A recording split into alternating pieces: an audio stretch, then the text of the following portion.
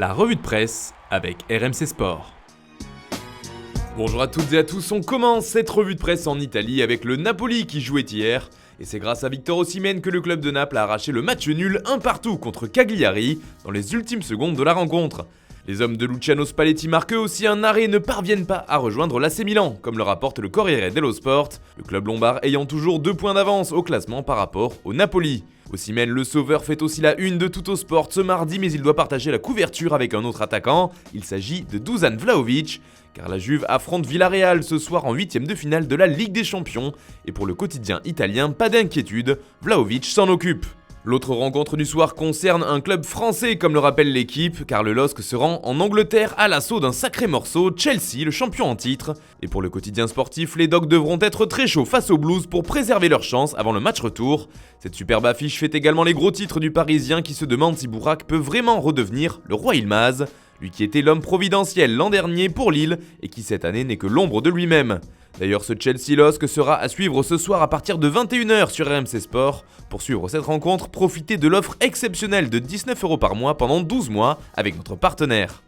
En Angleterre, on parle aussi de ce match des Blues, mais surtout de leur attaquant Romelu Lukaku, car le buteur belge est décrié ces dernières semaines, lui qui n'a inscrit que 5 petits buts depuis le début de la saison en Première Ligue. Samedi contre Crystal Palace, il a battu un triste record puisqu'il n'a touché que 7 ballons, soit le pire total pour un joueur ayant joué 90 minutes depuis la saison 2002-2003. Mais son coach Thomas Tuchel a tenu à venir le défendre, comme le signale le Daily Express qui fait dans le jeu de mots au passage. Le technicien allemand demande à ce qu'on arrête de se moquer de son attaquant et cela fait les gros titres partout outre-Manche, comme ici avec le Daily Mirror ou encore avec Metro. Il fait également la une des pages sport du Daily Mail, mais ce qui nous intéresse ici, c'est une autre information qui concerne Mauricio Pochettino, le coach du PSG, car selon le quotidien anglais, le Real Madrid entre dans la danse avec Manchester United pour faire venir l'entraîneur parisien. Ce ne sera donc pas si simple pour les Red Devils de le faire venir cet été, les merengues comptent bien se l'offrir, eux qui avaient déjà tenté le coup l'été dernier. D'autant que les résultats du Real Madrid ne sont plus aussi satisfaisants qu'en début de saison et que le dirigeant madrilène ne serait plus totalement convaincu par Carlo Ancelotti, qui est actuellement en place sur le banc de la Casablanca. Justement, le Real serait chaud pour la réception du Paris Saint-Germain si on en croit les informations du journal AS. En effet, le Real est en train de s'employer pour augmenter au maximum la capacité du stade Santiago Bernabéu pour l'accueil du PSG.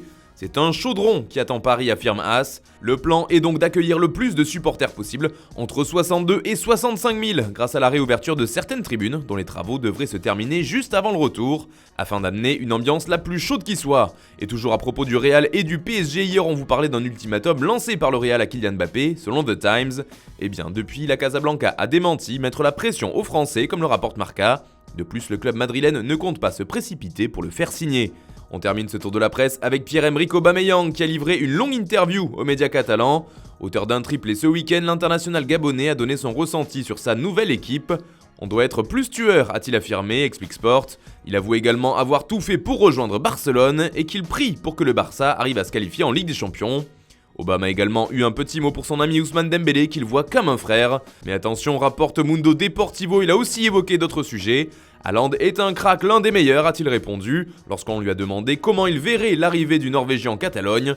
Visiblement, Aubameyang est prêt pour la concurrence. Voilà, c'est tout pour aujourd'hui. Bonne journée à tous, on se retrouve tout à l'heure pour un nouveau JT sur Foot Mercato. C'était la revue de presse avec RMC Sport.